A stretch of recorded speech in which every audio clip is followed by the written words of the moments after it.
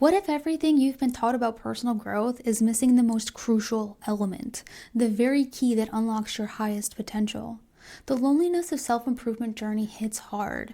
You've done the shadow work, you've mastered the manifestation techniques, you have journals filled with affirmations, yet somehow fulfillment remains just beyond your grasp. That emptiness you feel isn't a sign you're doing something wrong, it's a sacred invitation to the next level of your evolution. In this video, I'm revealing the 5-step divine balance method that transformed my life by turning personal power into purpose and isolation into impact. Stay until the end to discover the single most powerful practice that neurologists found activates the brain's reward centers in ways meditation alone can never do. Section 1, the problem. The self-improvement industry has sold us a beautiful lie that if we just go deeper within, resolve one more trauma, clear one more energy block, we'll finally arrive at that elusive destination, our higher self. Research from the University of California reveals that women engaged in intensive personal development report feelings of isolation after 6 months of solely inward-focused work. What's happening beneath the surface is neurologically fascinating. When we remain locked in self-improvement mode, we activate the default mode network, the brain's rumination center associated with depression and anxiety, which is something that I can personally attest to. I spent 3 years in what I call the spiritual bubble. I consumed hours worth of content on how to achieve wisdom and how to create my higher self. I've read therapy books and psychology books and spiritual books. Basically everything you could think of, I was reading and consuming. I was growing, but in a vacuum. This isn't just my experience. The 11 billion personal development industry thrives in this endless quest, selling us program after program. It's the narcissist trap, becoming so entranced by our own reflection that we start to wither, unable to tear our gaze away from the water surface. You might recognize this pattern in yourself. The initial high of a new workshop or technique, followed by the familiar emptiness when the transformation doesn't fully materialize. This isn't your failure, it's the fundamental misunderstanding of how human evolutionary works. Enter in the solution. The ancient temples held a secret that modern personal development has forgotten. Transformation is not a solo pilgrimage, but a sacred dance between inner awakening and outer service. From Egyptian priestess to Greek oracles to indigenous medicine women, the most powerful female archetypes throughout history understood that their inner work was preparation for their outer impact. They moved rhythmically between communing with the divine and serving their communities. Your evolution isn't complete until it extends beyond you, touching others' lives like a ripple from a stone cast into still water. This isn't just spiritual wisdom, it's neuroscience. When we help others, we activate neural pathways associated with reward and positive emotion that remain dormant during self-focused activities. A Harvard study tracking women over 30 years old found those who regularly volunteered showed a higher life satisfaction score than those focused primarily on personal achievement. Next, I'll share the exact 5-step process that allows you to accelerate your personal growth while creating meaningful impact. And the 3rd step is one almost everyone gets wrong. Section 2, the method. The divine balance method has 5 sacred steps that transform self-work into soul-aligned impact. The first step is sacred self-inventory. Before you can offer your gifts, you must recognize them in their raw, unpolished form. This goes beyond listing skills on a resume. This is about excavating the medicine that only you can offer. Ask yourself these powerful questions.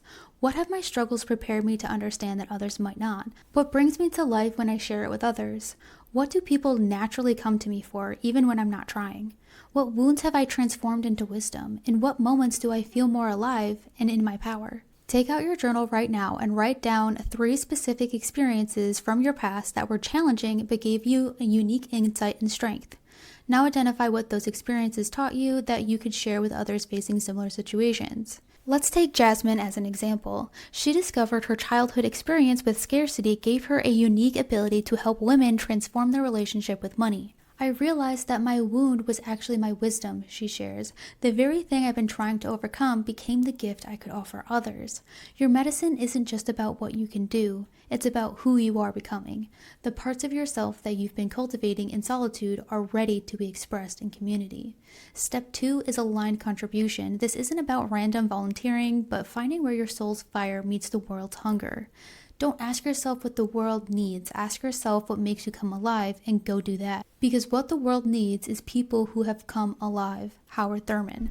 To find your aligned contribution, create a 2-circle Venn diagram. In the first circle, list what lights you up. What activities make you lose track of time?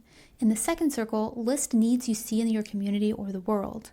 The overlap reveals your zone of aligned contribution.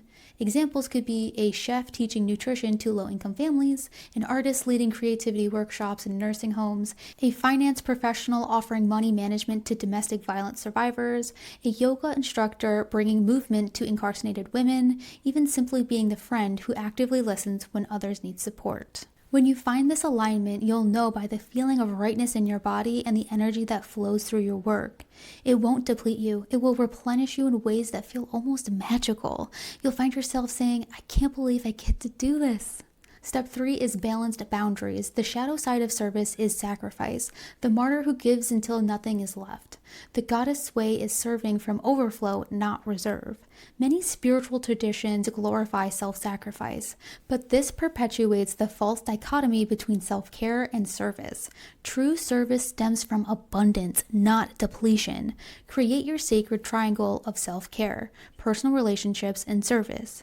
Visualize it in an equal triangle. If one side lengthens at the expense of another, the whole shape distorts. Some specific boundary techniques are time containers, where you set clear start and end times for your service. You can do energy bookends, create a 5-minute ritual before and after giving to others to help make sure to reset your energy. Body check-ins, rate your energy from 1 to 10 before committing to help. Permission phrases, I need to check my calendar before committing.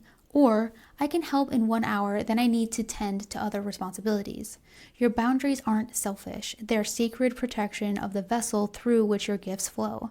The more clearly you communicate them, the more powerful your service becomes. I have an entire boundary guide that you can watch here to gain a deeper understanding and practice how to create your boundaries for yourself.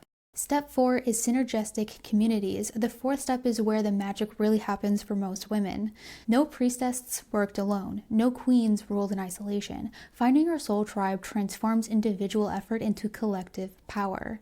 The different types of communities are purpose communities, which are united around a cause or a mission, practice communities, which is sharing a practical skill or discipline, wisdom communities, which are exploring knowledge and growth together, and then there are supportive communities, holding space for each other's journey.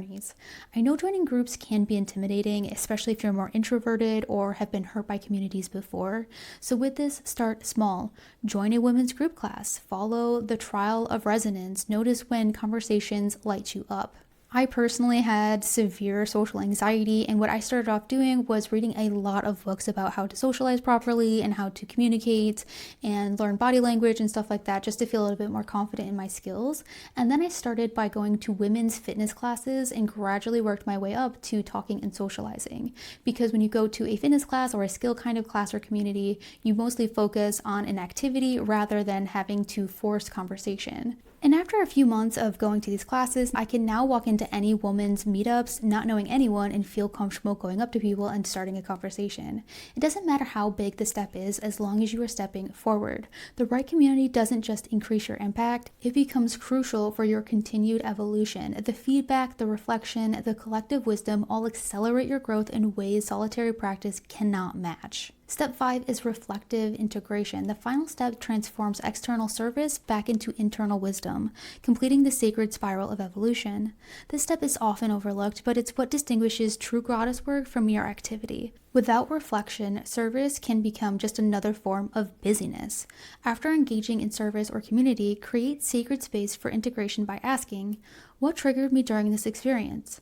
What inspired me or filled me with hope? What shadows or insecurities were revealed?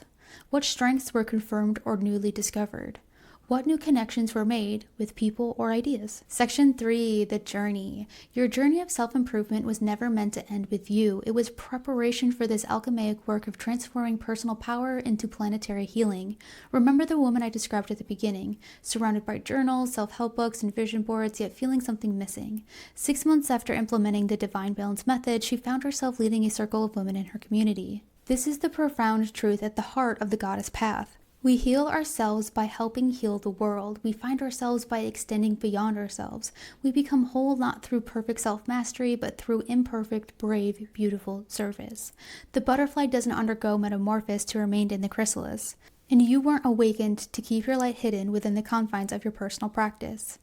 What unique medicine are you ready to offer? Share in the comments below and join our Goddess Energy Academy to connect with women balancing your inner growth with meaningful impact. The world doesn't need more women endlessly polishing themselves. It needs women who will use their wisdom that they've gathered to light the way for others. The next phase of your journey isn't found in another self-help book or program.